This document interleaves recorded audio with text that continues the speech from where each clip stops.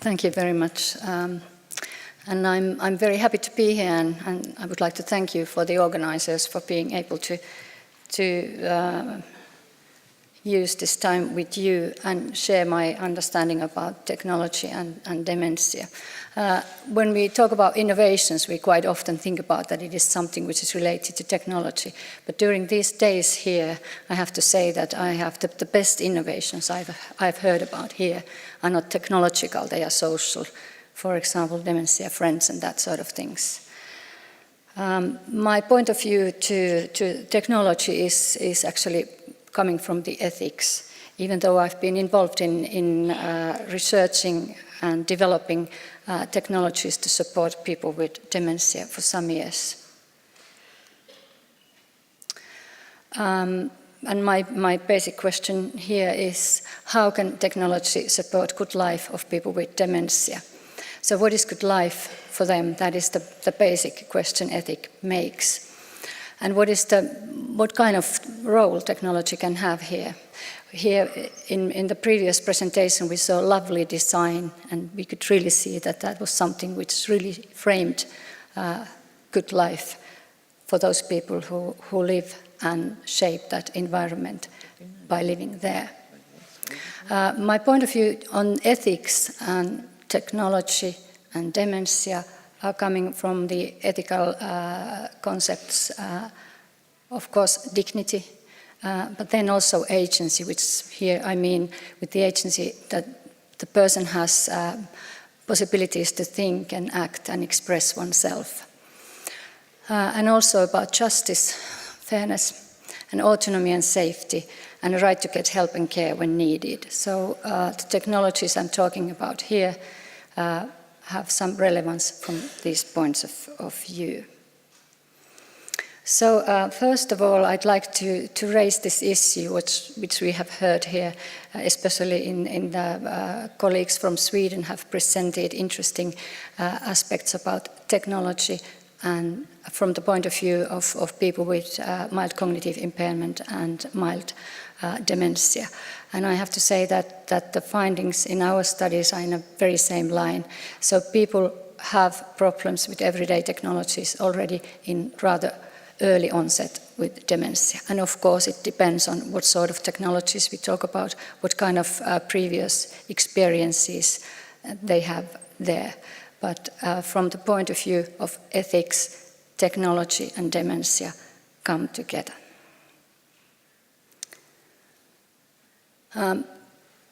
I started to work in this field about 20 years ago. We were pioneers in building up a multimedia system together with people with dementia. First we worked with people who lived in a nursing home, and we every day asked them to try what we had designed and collected their experiences. At that time we didn't understand how pioneering that work was, because when we tried to find from the literature how to do it, we couldn't find any examples. We were surprised about that. And it also, going back to those days in my mind, it also raises some important questions in my mind. How much the technology we are producing and using is related to our thinking, our language. So by using the words, we actually open the doors about new opportunities, or we close the doors. So I think that we need to be very,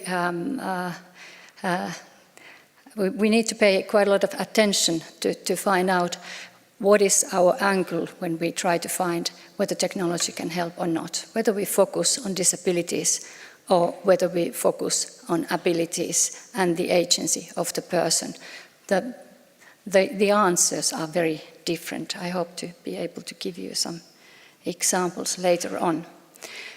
But the more we focus on disabilities, the more we focus on restrictions, ways to restrict the life. And the more we focus on abilities, the more we focus on recreation, having fun, being able to keep oneself fit and so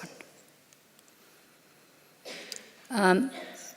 what I have learned here in this conference is this slogan, "Nothing about us without us." And that is extremely important when we talk about technology.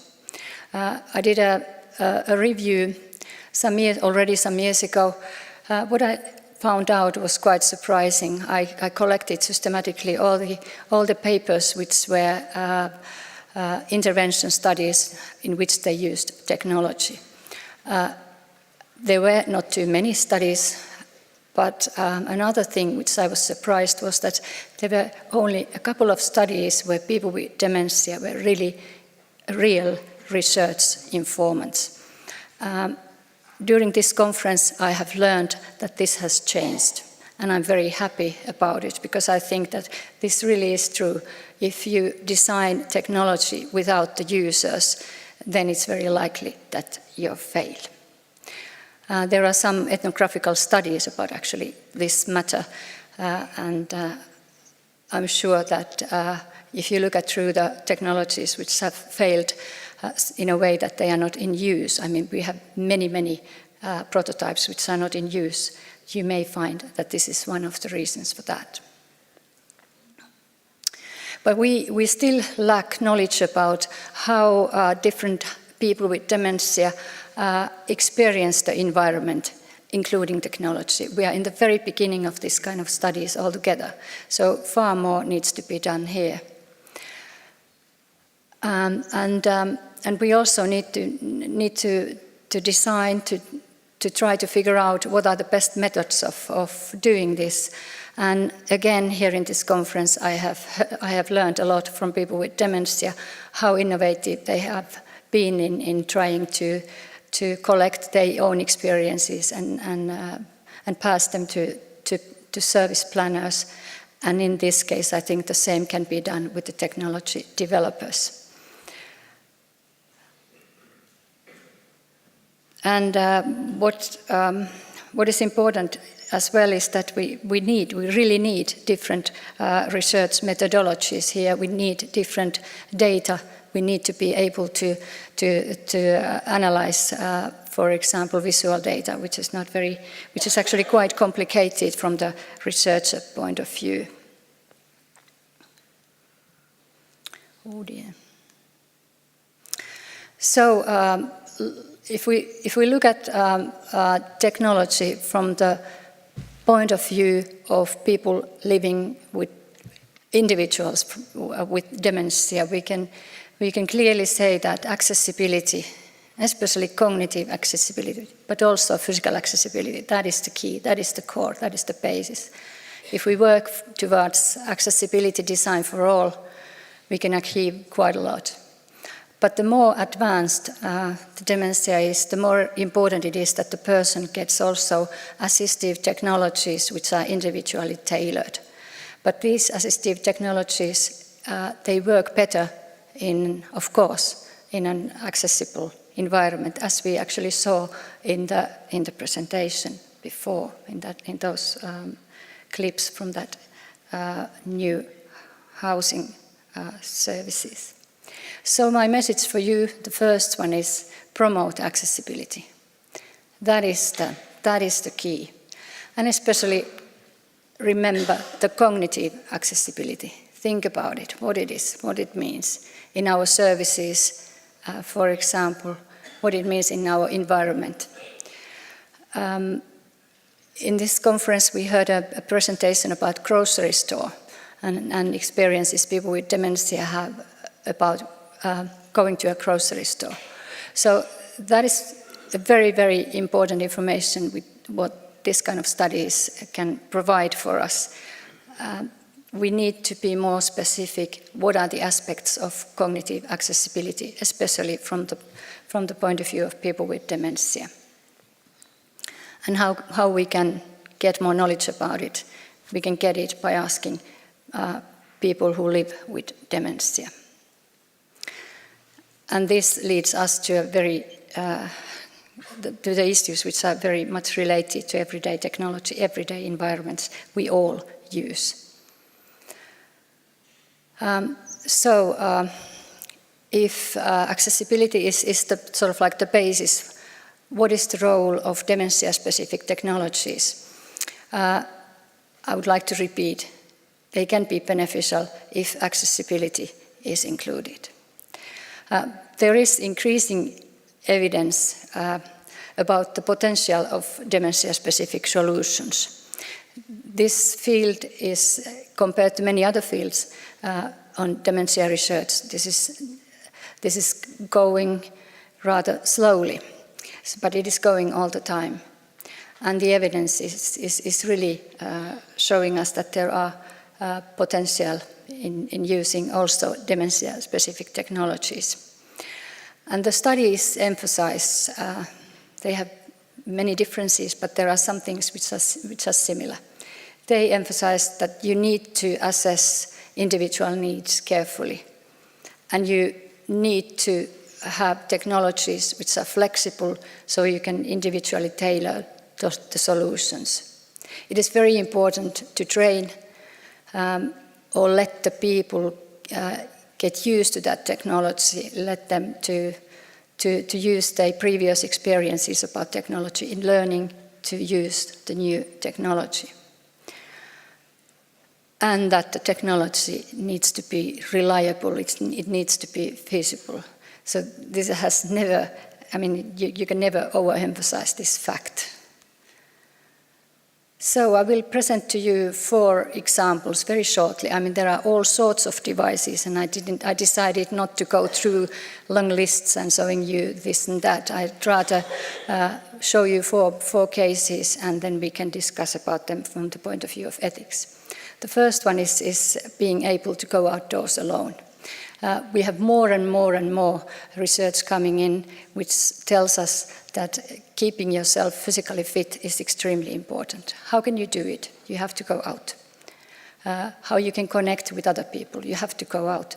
How can you run your everyday life? You have to go out. So this is a real core issue.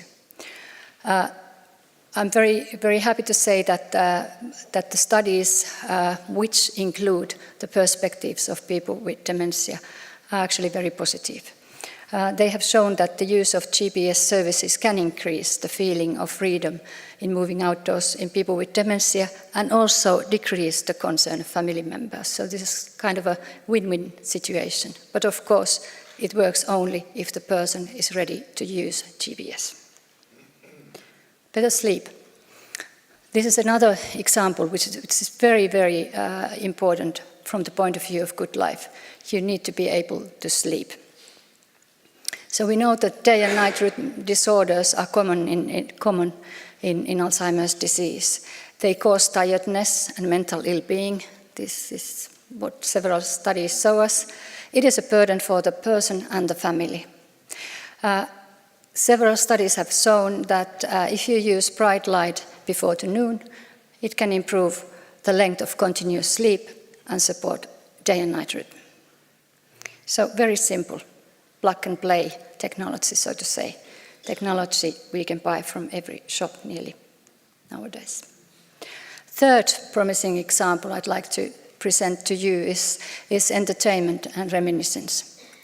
So you can use, I mean, we can entertain, we can reminiscence without technology, that's for sure. But as we know how important it is, and we know that people have problems as the dementia advances with the use of normal CD players and computers and that sort of things. So it is important to know that there are also dementia-specific solutions available. And according to the evaluations, most of them are sort of like case studies and that very small-scale studies. They show that this kind of solutions, they can stimulate social interaction, engagement. They can stimulate memory and other cognitive abilities and to help in relaxing. And again, the use of these ones can benefit the person with Alzheimer's disease and the families and also the carers. Then the fourth and the last example I'd like to give to you is the web-based information and support services for family carers. There are now some this kind of services also available for people with dementia, but here I'm just summarizing the findings concerning these ones which are designed for the family members. I was actually, the first time when I read the studies from Canada, I was quite surprised because they show that family members seem to benefit as much about these web-based services as face-to-face services. So if you think about remote areas, people who live in remote areas, I think it's very promising finding. And actually research evidence from these kind of solutions is rather strong.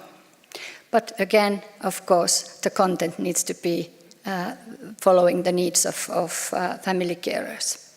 Also, the first studies about people with dementia show that they can benefit this if they can get, if it makes it easier for them to be in social contact with other people to get information, and if they can get reminders according to their needs. So, what is common with these promising examples presented from the point of view of ethics? Well, first of all, they focus on primary causes of problems in everyday life of people with dementia and their family members. So there is dignity, this issue of dignity. People, their needs, their problems are taken seriously.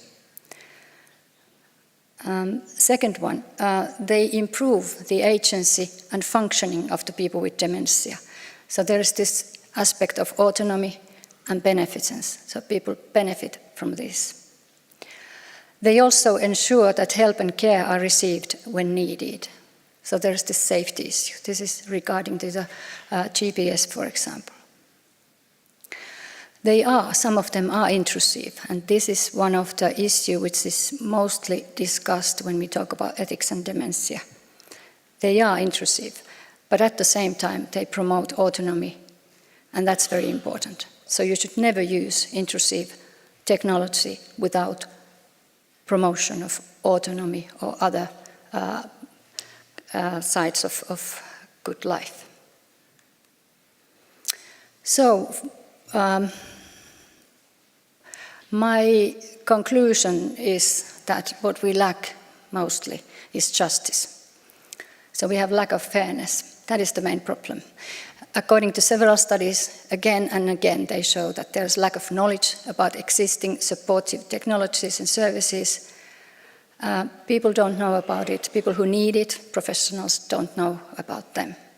A second problem is that quite rather narrow definition of assistive technology makes it also difficult to get some of these devices, even if they are needed. And this again comes closer to the talk we have had here about whether dementia should be seen as a disability. From this point of view, I would say yes, definitely it should. It could make much easier for people to have access to assistive technologies, at least in my country, Finland. The third point I would like to make is that if you look at what kind of technology is used, it is mainly tracking, surveillance, that sort of a technology. But if you use it alone without other compensative solutions, then I would like to say that there are many limitations in promoting good life of people with dementia. I'd like to share with you, this is my last slide, I completed an interview with family spouses of people with dementia who have shared life with a husband or wife who has dementia for many years. And this is just one case of those. This family has had 10 years Mr. Alzheimer, as they said, as a partner in their family. And when I asked them to go back and tell about what has happened in the relationship between the environment and the person with dementia, so how it has changed. It is a rather sad story to follow, but I'd like to go it through with you. So during these 10 years, she had to give up use of computer at work. Also, she had to give up going work, driving the car, using bicycle, traveling by bus, train or plane, using several everyday technologies in a kitchen and elsewhere in a household, and even giving up using electronic sauna because she was so concerned about it. In Finland, that is a big loss. Also watching television, using record player, and at the end, use of the radio because of hallucinations. So to compensate these losses, during the 10 years, she had received a walking aid a couple of years ago, 2 grab rails to help to go to toilet, diapers, and after 8 years, a motormed for 2 hours per week to support her walking. And the husband, he had not received any technology whatsoever. Would they have benefited from something? We don't know, because they didn't receive. But based on the let's say, best knowledge, we could say that yes, they have lost many possibilities for having easier, nicer life by good environment, including technology. So my message for you is make sure that in your country people are aware about the potential of accessibility, especially cognitive accessibility, and the potential of dementia-specific technologies. And make sure that this information is received by people with dementia, by their families, and by professional caregivers. Thank you very much.